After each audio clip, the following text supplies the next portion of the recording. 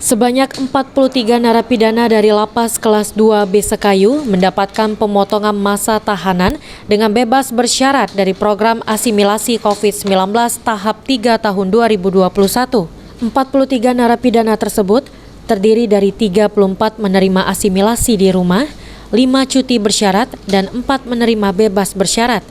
Dari 43 narapidana, ada 2 diantaranya wanita.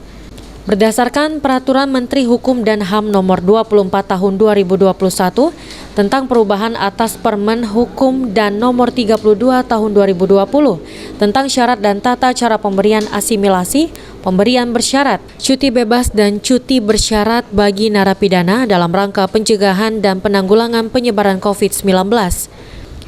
Johnny Gultom mengatakan, meski diberikan bebas bersyarat, para narapidana masih dibebankan wajib lapor hingga masa tahanannya berakhir. Ya, pada hari ini kita melaksanakan asimilasi di rumah, yaitu sesuai dengan Peraturan Menteri Hukum dan HAM Republik Indonesia, perpanjangan yang ketiga masa pandemi COVID-19 dan berkelanjutan sampai 31 Desember 2021 yang ketiga, tahap ketiga. Ya. Berapa banyak Bang?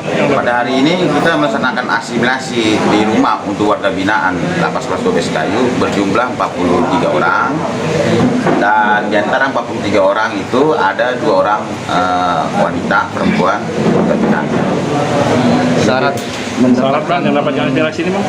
Syarat asimilasi salah satunya adalah menjalani setengah masa pidana, kemudian tidak residivis, kemudian juga ada pasal-pasal tertentu berbeda dengan yang pada tahap pertama 2020 dengan 2021. Setelah dievaluasi oleh pemerintah, mungkin ada perubahan-perubahan yang lebih lagi mengalami perketatan.